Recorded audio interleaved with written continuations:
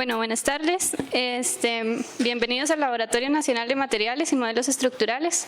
El día de hoy tenemos la charla de Principios Básicos de Inclusión y Accesibilidad en la Edificación Pública. La charla está organizada por el Programa de Ingeniería Estructural y antes de iniciar voy a tomar 3 minutos para hablarles un poco del laboratorio y del Programa de Ingeniería Estructural. El Laboratorio Nacional de Materiales y Modelos Estructurales, la NAMI-UCR, es una entidad académica adscrita a la Escuela de Ingeniería Civil de la Universidad de Costa Rica.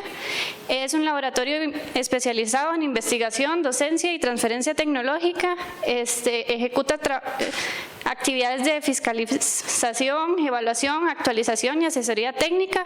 Estas actividades son asignadas por las leyes 8114 y 8603, con el fin de garantizar la calidad y eficiencia de la inversión pública de la red vial del país. En la NAME se divide en 4 programas: el programa de Ingeniería Estructural, el programa de Infraestructura del Transporte, el programa de Ingeniería Sísmica y el programa de Ingeniería Geotécnica. Además tiene una parte administrativa y los laboratorios del área de construcción y los laboratorios del área de transportes y pavimentos y el de fuerza. El programa de Ingeniería Estructural, que como ya les dije es el organizador de este evento, tiene como objetivo contribuir con el desarrollo de la ingeniería estructural en el país, además de fortalecer la posición de la Universidad de Costa Rica como institución académica y de investigación mediante el apoyo a la docencia y a la investigación que realiza la Escuela de Ingeniería Civil, además de velar por las responsabilidades asignadas por la Ley 8114, específicamente en la materia de puentes. El programa de Ingeniería Estructural, nuestro coordinador es el ingeniero Rolando Castillo.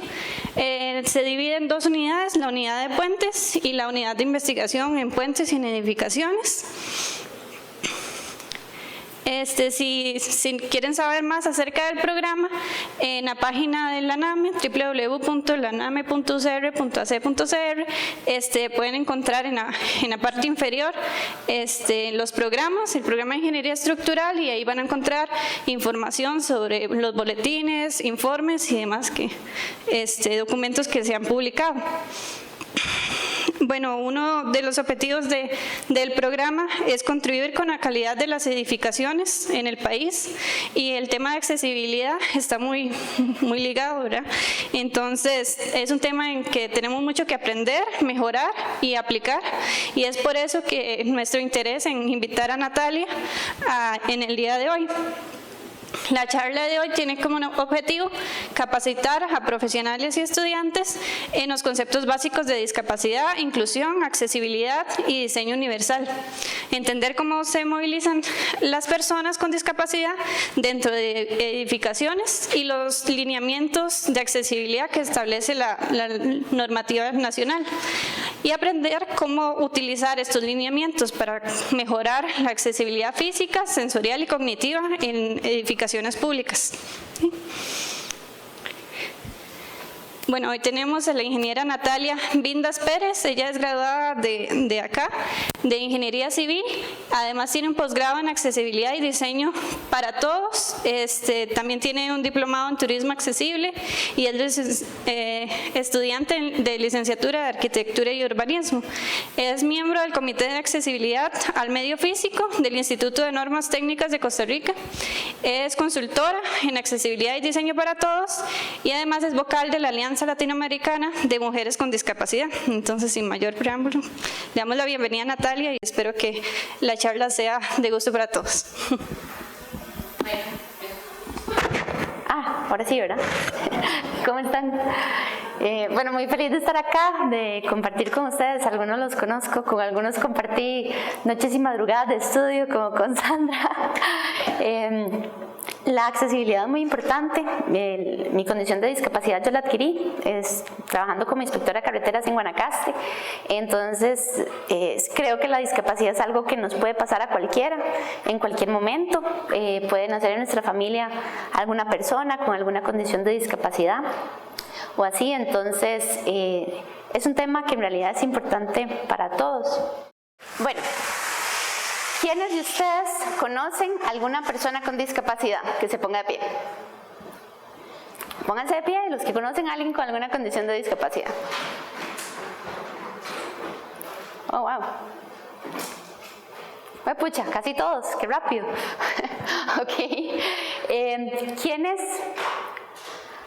tienen abuelitos que viven con ustedes o que los llevan a pasear o así? Que vivan con nosotros. Que vivan o que los llevan a pasear los fines de semana. También, ok.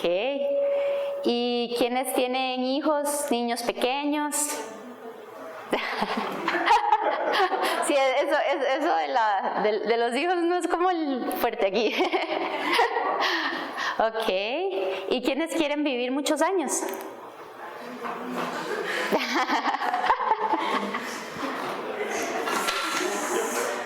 Más o menos, muchos, pero viviendo bien, ¿verdad? Sí, con calidad de vida, eso es muy importante, porque ¿qué pasa?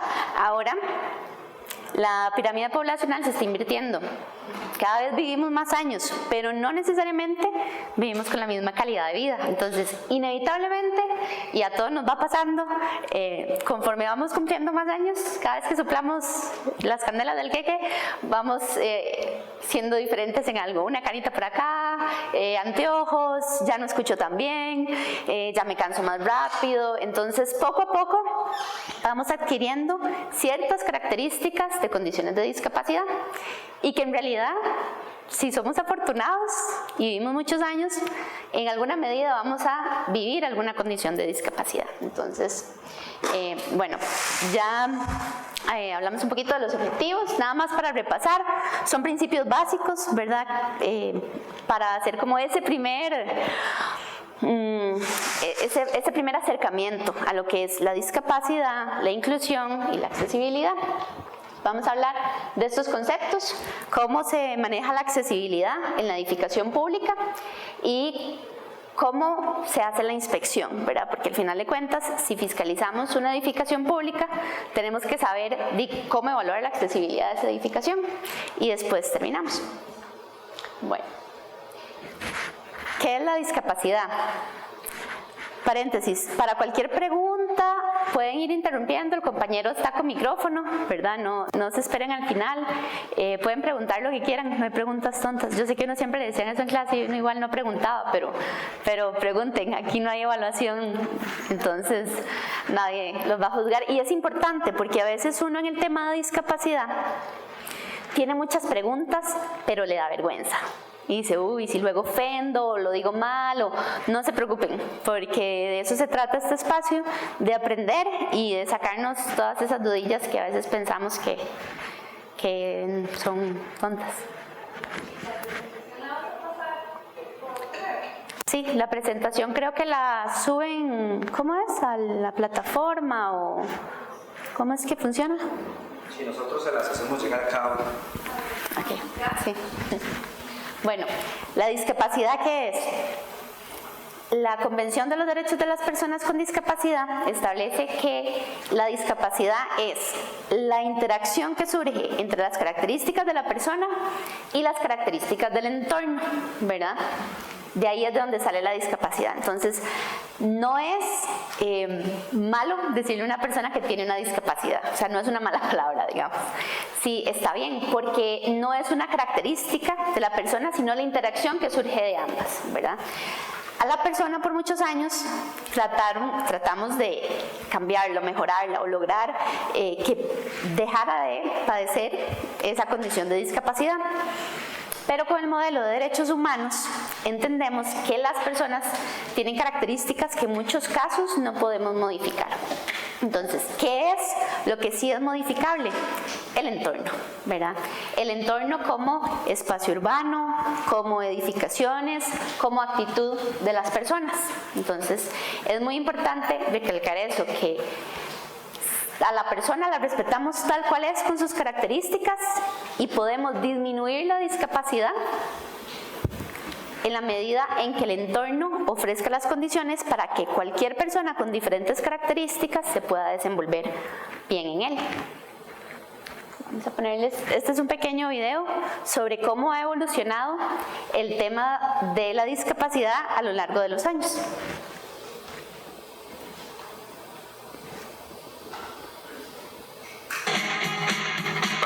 del siglo XX, un legado histórico que trataba a las personas con discapacidad como fenómenos, como retardados o como incapaces, había logrado que la discapacidad fuese considerada por la mayoría de las personas como una maldición o como un castigo divino.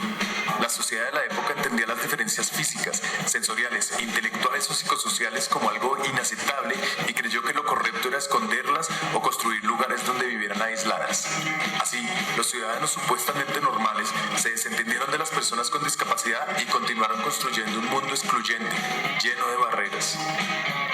Muchos fueron encerrados de por vida en esas instituciones, incluso en contra de su voluntad, para sufrir tratos inhumanos y degradantes. No se les permitía tomar decisiones y se les hizo creer que jamás podrían vivir por ellos mismos. Se les hizo creer que eran menos, que no eran suficiente. De hecho, se los llamó minusválidos. Durante la primera mitad del siglo XX, el pensamiento de los médicos era que las personas con discapacidad debían ser curadas de su enfermedad y que en el momento en que estuvieran sanos, volverían a ser parte de la sociedad.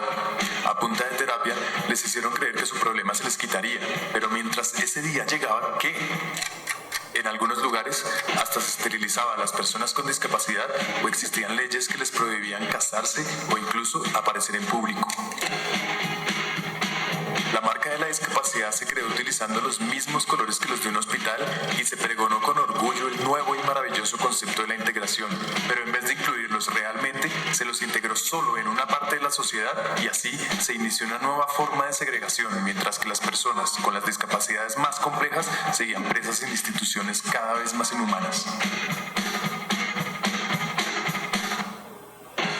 Durante la segunda mitad del siglo ya se tenía claro que eso era un problema y cogió fuerza un movimiento que buscó acabar con esa opresión.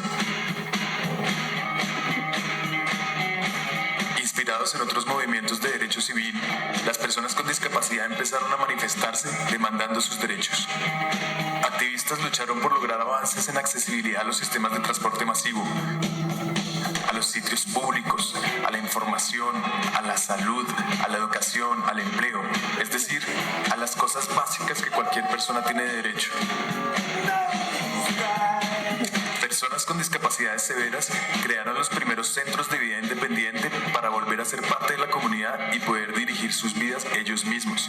Se empezó a usar la consigna nada sobre nosotros, sin nosotros, y así se empezó a participar en el proceso de diseñar leyes que realmente los tuvieran en cuenta. La lucha a través de los años ha desembocado en un movimiento de derecho civil en todo el mundo.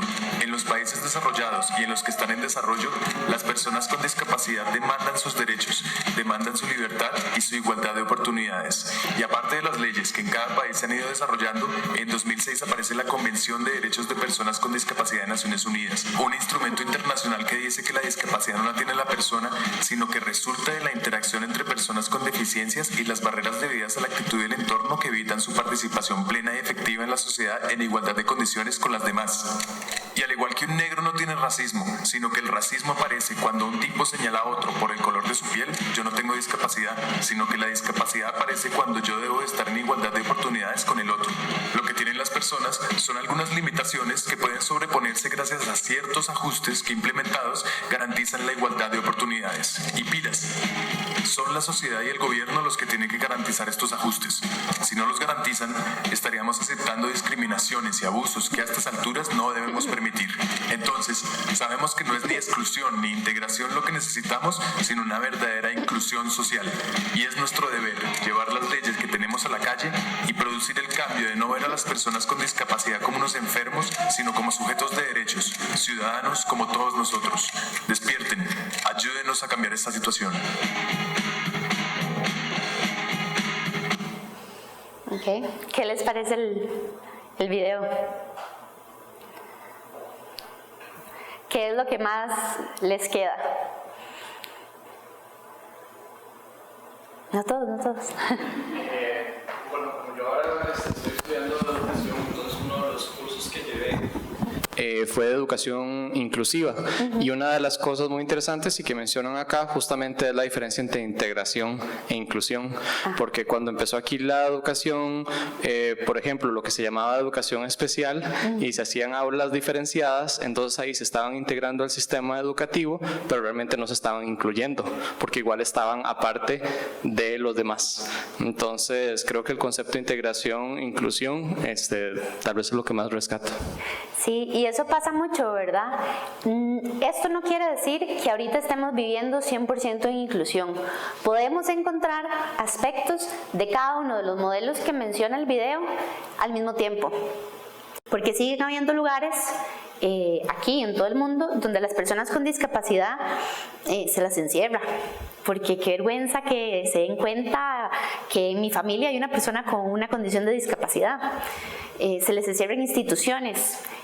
Todavía hay muchos, ya está ese proceso de conversión en el sistema educativo, de pasar de las aulas integradas a que los chicos y chicas con alguna condición de discapacidad estén en el aula y puedan compartir con todos los demás muchachos y muchachas que no tienen ninguna condición de discapacidad, porque esa separación que se había hecho inclusive desde la parte educativa, lo que hizo fue que a los chicos, entre comillas, especiales, porque todos somos especiales, principalmente para nuestros papás, ¿verdad?, los pusieran aparte y que desde muy niños crecieran pensando que si había alguna característica diferente, tenían que ir a aquella aula, ¿verdad?, y allá están los raros, y no tenían esa interacción.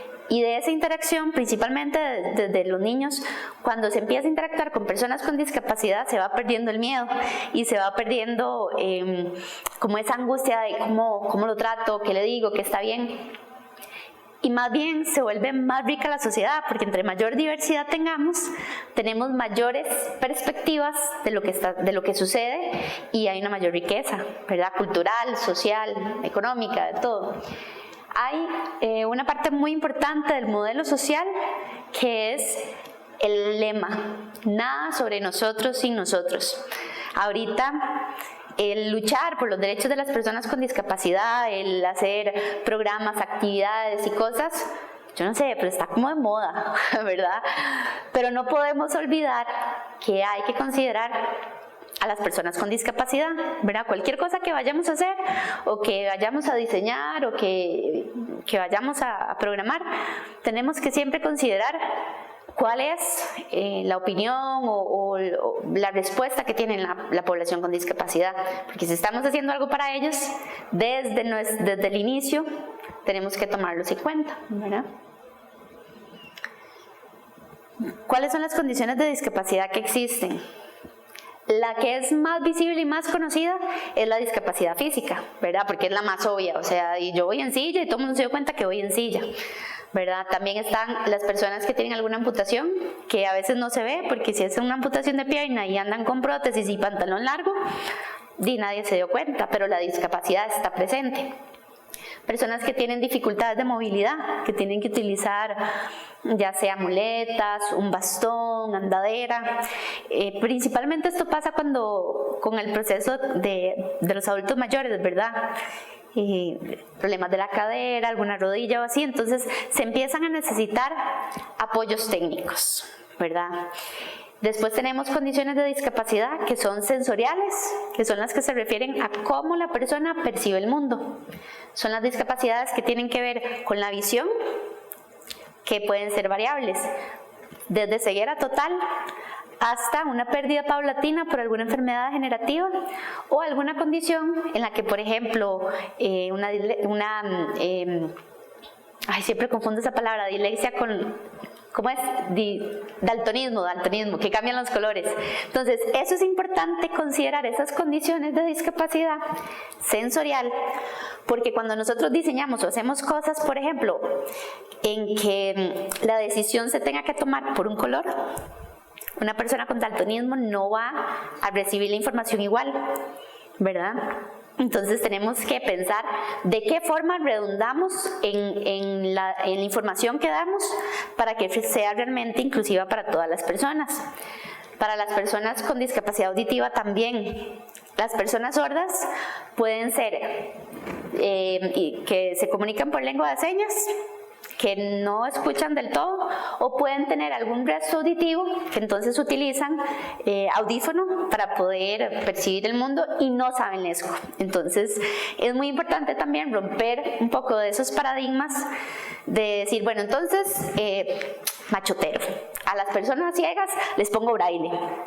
Y no todas las personas ciegas leen braille, principalmente las que son generaciones más jóvenes, que ya empiezan a acostumbrarse más a la tecnología y donde el braille, y como los libros, ¿verdad? Lo que es escrito no lo utilizan tanto, y las aplicaciones celulares, en la computadora y demás, vienen a sustituir esa parte. Entonces no se apoyan tanto en el braille como en lectores de pantalla, cuando quieren tener información con un código QR. Entonces ahí tenemos que enfocarnos también en que la accesibilidad no esté solamente, no va a ser solamente poner braille, sino va a ser que nuestra página web, que nuestros documentos de Word, de Excel, de PowerPoint, sean amigables con los lectores de pantalla de estas personas, ¿verdad? Entonces va todavía un poco más allá de solamente poner el braille. Y tenemos también la discapacidad que es todavía más estigmatizada y menos conocida, que es la discapacidad cognitiva, que es inclusive todavía la que está en ese proceso de estudio, ¿verdad? Personas que tienen algún grado de autismo, es todo un espectro. Entonces, igual que una persona con discapacidad visual auditiva, puede haber un muchacho, una persona con un autismo más marcado, donde su relación con las otras personas es difícil, que le cuesta muchísimo interactuar, el contacto físico, así como pueden haber otros que tienen un nivel muchísimo más leve y que pueden ser totalmente desapercibidos, ¿verdad? Entonces tenemos que ir considerando que la discapacidad no es a veces tan fácil de identificar, y que lo que nosotros vamos haciendo tenemos que procurar que sea lo más sencillo y amigable y en la mayor cantidad de formatos posible, para que la persona pueda realmente ser parte integral. ¿Qué dificultades pueden tener estas personas cuando llegan a una edificación pública? ¿Qué se les ocurre? Ajá, ingresar. ¿Por qué? No siempre hay rampas o las pendientes son adecuadas, es que las hay, o las gradas o demás obstáculos que puedan cambiar amigables. Exacto. Desde que vienen de la calle, ¿qué pasa si yo soy una persona con alguna condición de discapacidad? Salgo de mi casa y quiero ir al banco. El espacio urbano no es accesible, el transporte público. ¿Cómo sé a dónde queda el banco si tengo alguna condición de discapacidad cognitiva? ¿Cuál es la entrada? ¿Hay una entrada principal o por tener alguna condición de discapacidad física tengo que usar otra entrada? ¿Verdad? Esa información es la que debe ser siempre lo más clara posible. ¿Cómo hablamos de las personas con discapacidad? Esto a veces genera un poquillo de angustia en la gente, ¿verdad? Y ¿cómo le digo? ¿Y cómo es que se dice bien? Y así, bueno, primero que todo somos personas, ¿verdad? Lo más fácil es preguntarle el nombre, no se estrese por preguntarle persona con discapacidad visual, persona ciega, persona no vidente. Hay muchos temas, inclusive ahorita han ido cambiando otros que le dicen personas con capacidades especiales, pero es que todos tenemos capacidades especiales, ¿verdad? O capacidades diferenciadas, todos tenemos capacidades diferenciadas. Unos saben cocinar muy bien y los otros no saben hacerse ni un huevo frito. Unos cosen y los otros no, unos corren, ¿verdad? Entonces todos tenemos capacidades diferenciadas. Está bien decir personas con discapacidades, es el término políticamente correcto. Igual, siempre procuremos preguntar el nombre, tratarlo como persona. He escuchado capacidades disminuidas, ¿está correcto? ¿A vos qué te parece? Me parece, tal vez puede ser un poquito ofensivo. Ajá, capacidades disminuidas, ¿verdad? Es un poquillo como, si usted es un poquito menos que los demás, ¿verdad? Yo no tengo capacidad para caminar, pero puedo rodar, que la vara. Y si el espacio es accesible, yo llego igual que usted caminando de aquí a allá, pero el espacio es el que me lo tiene que permitir, ¿verdad? Entonces, buscamos siempre ese respeto a los derechos de las personas. Tienen una condición, no un problema. A veces cuando nos referimos a personas con discapacidad, es que ella tiene un problemita. No, no tiene ningún problemita. El problemita lo tiene el entorno, que no sabe cómo tratarla, ¿verdad? Son personas que igualmente pueden estudiar, pueden trabajar, pueden tener una familia, pueden hacer en realidad lo que quieran.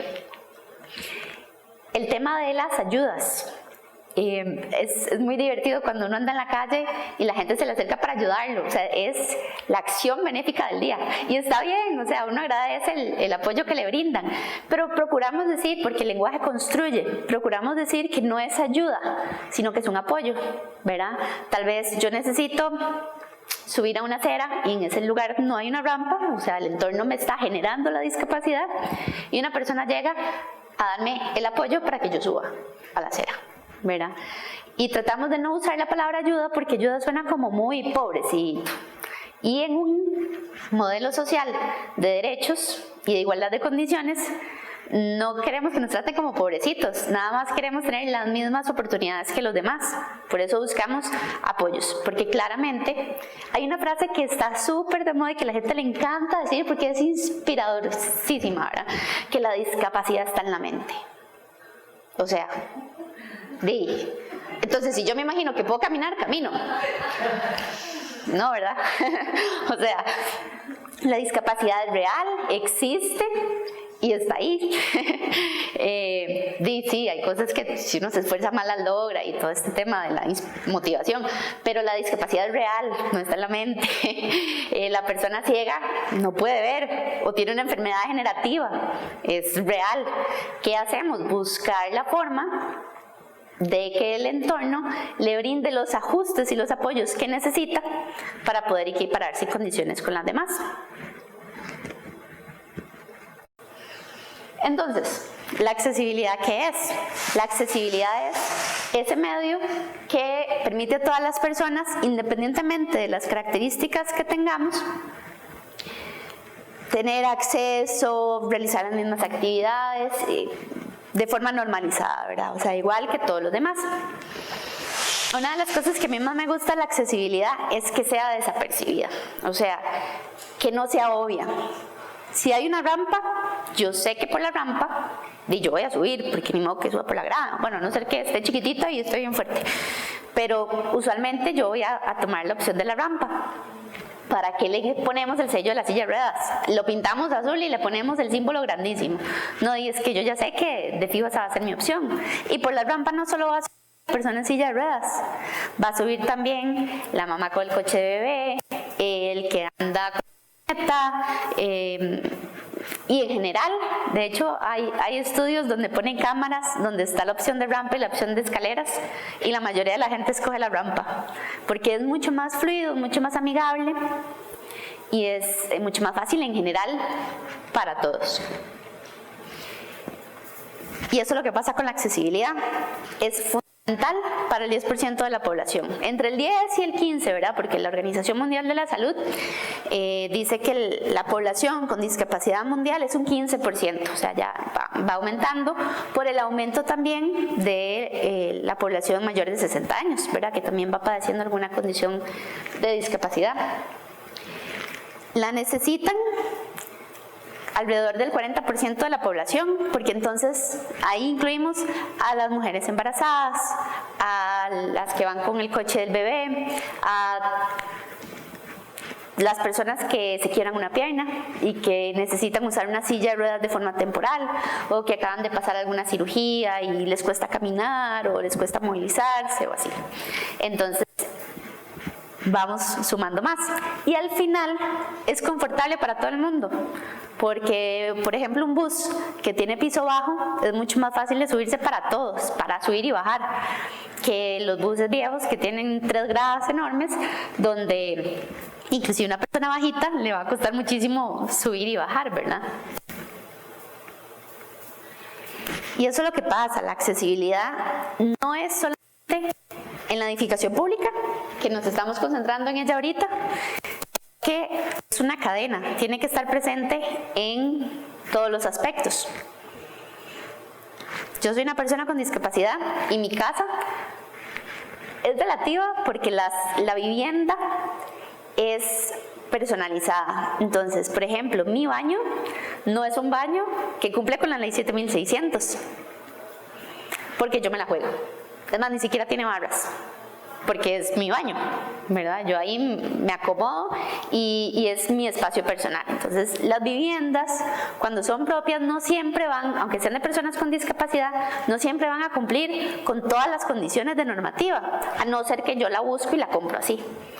La persona, cuando es una condición sobre todo adquirida, la va ajustando a sus necesidades personales, que pueden ser más o pueden ser menos. Porque también cuando es una persona con una condición de discapacidad con mayor compromiso motor, que requieren de un asistente para bañarse, para ir al baño, para vestirse, para todo, van a requerir un baño más grande, porque ya no es solamente que entre la persona con discapacidad, sino también su asistente. Entonces, tal vez el baño de la casa de esa persona va a requerir una medida mucho más grande que la que tenemos con la ley 7600, ¿verdad? Después, como estamos en una época de modelo social, donde debería todo ser modelo social, la persona con discapacidad tiene derecho a salir de su casa, no se va a quedar ahí encerrada. Entonces, desde que salen, el entorno urbano, bueno, y ahí empezamos a sumar. Hay aceras, sí, ¿no? ¿En qué estado están? El transporte público, hay señalización, todo el entorno urbano. Necesitamos movernos en transporte público porque a donde vamos es más lejos. Entonces, ese transporte público, ¿cómo es?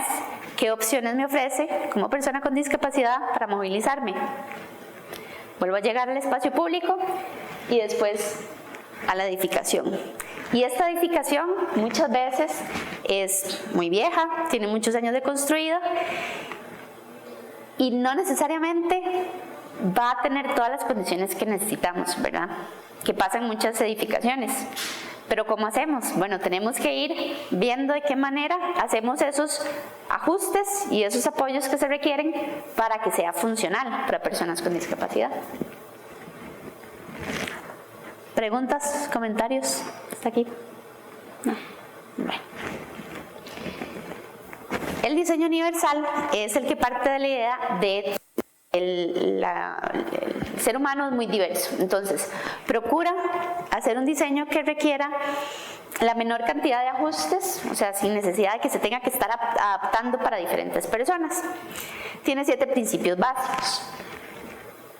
Que sea un uso equitativo. Entonces, cuando estamos en un edificio, ¿qué procuramos?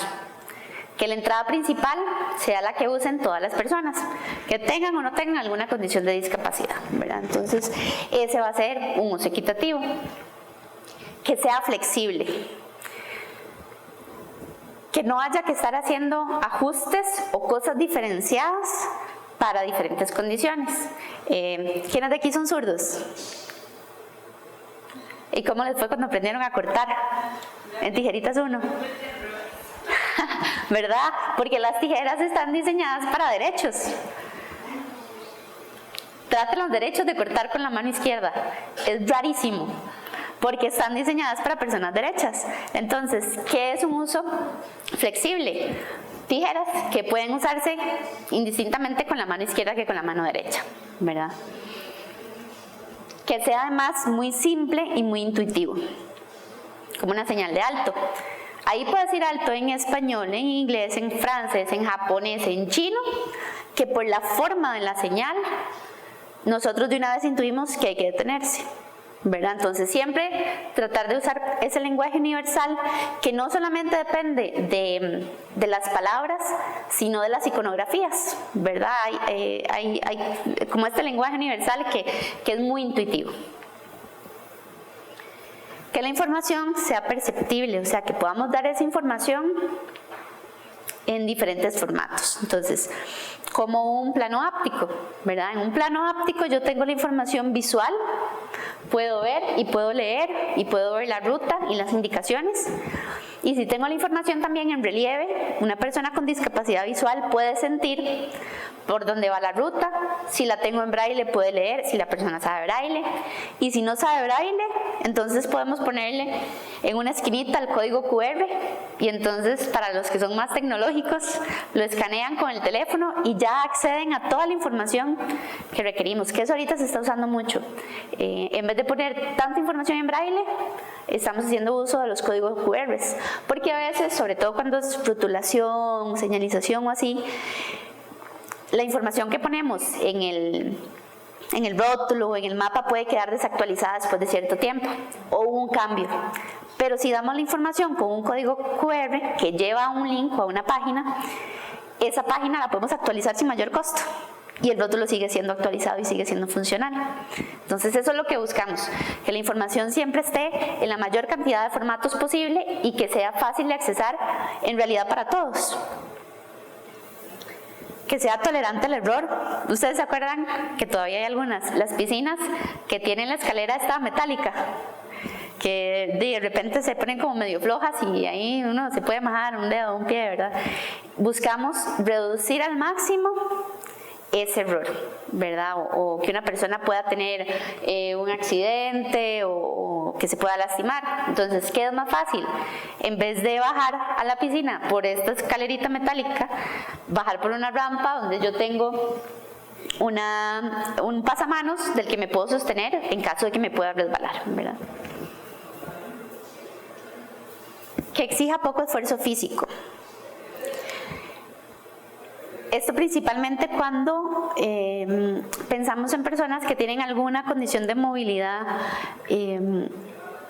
más comprometida en sus miembros superiores. Entonces, las puertas, lo ideal y lo más accesible es que sean de palanca. ¿Y cómo saben ustedes qué es lo ideal? Que no tengan que usar los dedos para hacerlo. Porque la motora fina es una de las cosas que primero se pierde. Entonces, si ustedes pueden abrir o cerrar una puerta con el codo o con el puño, ya es accesible. Requiere poco esfuerzo físico. También, como los inodoros, los que uno pasa la mano, puede pasar en la mano, el codo, el brazo, la pierna si quiere, y siempre se va a jalar. No pasa con las luces. Con las luces automáticas, lo ideal y lo más accesible es que esté el apagador con el botón grande, porque las automáticas, de repente, uno con una condición de discapacidad y con movilidad reducida, cuando va a un baño que tiene la luz automática, dura cierto tiempo, pero si uno dura más, de repente hay que empezar como a pegar brincos y a levantar los brazos y a veces no lo agarra, entonces es caótico, o sea, termina uno haciendo sus necesidades oscuras y ojalá un baño que no tiene luz natural, es terrible, por favor no lo hagan, ¿verdad? Es eso, o sea, todo lo que requiera movimientos grandes o muy finos no es accesible, ¿verdad? Buscamos reducir el esfuerzo físico al máximo, siempre. Y además que así es como el diseño ha ido evolucionando, ¿verdad? Hay muchísimos diseños. ¿Saben de dónde salen los mensajes de texto? ¿Para qué se diseñaron? ¿Qué se les ocurre? Porque antes llamábamos por teléfono y ya. Para las personas sordas. Los mensajes de texto eran la forma de comunicación de las personas sordas. ¿Y ahora cómo nos comunicamos todos? O sea, ya nadie llama. O sea, un WhatsApp y si acaso un audio, ¿verdad? Entonces, esa es la forma en que ha ido evolucionando el diseño para ser más inclusivo y más universal. Son cosas que tal vez empiezan para mejorar la experiencia de personas con alguna condición de discapacidad, pero al final vienen siendo beneficiosas para todos. Y bueno, el último de los principios es que tenga un tamaño y un espacio para el acceso y el uso. Como esta mesa, por ejemplo. En esta mesa yo pongo una silla cualquiera y le sirve a una persona que no tiene ninguna condición de discapacidad. pero por sus características ven que tiene como el sobresale de esta parte, entonces permite a una persona usuaria de silla de ruedas meter la parte de abajo de la silla, el descansapiés. La altura que tiene desde el piso es suficiente para que quepan las rodillas, que hay muchas mesas que no tienen estas características, ¿verdad? Que uno llega y de repente tienen aquí un borde grande y entonces las rodillas pegan. Entonces ya si uno se va a acercar a firmar o a comer, tiene que hacerlo mucho más para adelante. Entonces ya eso no es tan accesible. ¿Consultas, preguntas, comentarios? ¿Hasta aquí? Bueno, con la legislación. Todos conocen la ley 7600, ¿verdad? Esa es como a la que siempre aludimos y la que siempre decimos. Sí, es que no, todo cumple con la ley 7600. La ley 7600 es de 1996, ya tiene su buen poco de añitos. Esa fue una de las primeras iniciativas que hubo para tener una normativa y también un reglamento técnico, ¿verdad? Que fuera el que apoyara, el que el espacio asegurara las condiciones de accesibilidad para personas con discapacidad. Bueno, el capítulo 4 es el que habla más sobre la accesibilidad en el espacio físico y es donde se pide que cumpla ciertas características físicas para poder garantizar esa accesibilidad mínima. Después tenemos la ley 8661, que en realidad esta es la más importante, porque es la Convención de los Derechos de las Personas con Discapacidad. Esta es de carácter supraconstitucional. Esto quiere decir que es inclusive más importante que la Constitución. La Constitución es de 1948, ¿verdad? Pueden haber cosas que no estén consideradas en la Constitución y que por eso todo lo que sean convenciones o reglamentos de derechos humanos tienen ese carácter supraconstitucional. Entonces, cuando una persona quiere hacer un reclamo o algo, lo ideal no es apelarlo a una ley, sino apelarlo a la convención, porque es la que tiene este carácter de que realmente se deben respetar los derechos humanos. Es como la sombrilla general, ¿verdad? Y es donde establece que las personas con discapacidad tienen igualdad de derechos en todo. Eso es que igual pasa con todas las personas, ¿verdad? Todos somos iguales, pero estas leyes específicas de personas con discapacidad, de mujeres, de niños, de afrodescendientes, de todo, son acciones afirmativas, porque cuando hablamos de derechos humanos es tan amplio que se nos olvidan los pequeños colectivos que siempre han sido marginados. Por eso es que para estos grupos se hacen convenciones y leyes específicas. Uno de los aspectos más importantes que establece esta ley es la autonomía personal. Hace unos años se aprobó acá la ley de autonomía personal, porque en la parte política muchas personas con discapacidad no eran consideradas como capaces para tomar decisiones. Entonces les ponían un curador que era el que tomaba decisiones por ellos. Pero a partir de creo que fue hace 2 o 3 años que se aprobó esta ley de autonomía personal, gracias a la convención, una persona con discapacidad ya puede decidir quién es el que le va a dar ese apoyo para tomar decisiones. También están las normas de INTECO. Las normas de INTECO no son de acatamiento obligatorio, pero sí son una medida de calidad. Las normas de INTECO, ahorita en accesibilidad hay 25 normas, son bastantes, son muy específicas, hay de todo, de circulación, de puertas y ventanas, pasamanos, escaleras, rampas, ascensores, edificación, o sea, hay una norma para cada una de los aspectos. Por la que siempre se recomienda empezar es por la W1, que salió hace poquito, es la que establece todo lo que tiene que ver con edificaciones, ¿verdad? Que esa es como la parte que más nos interesa en este aspecto de edificación pública.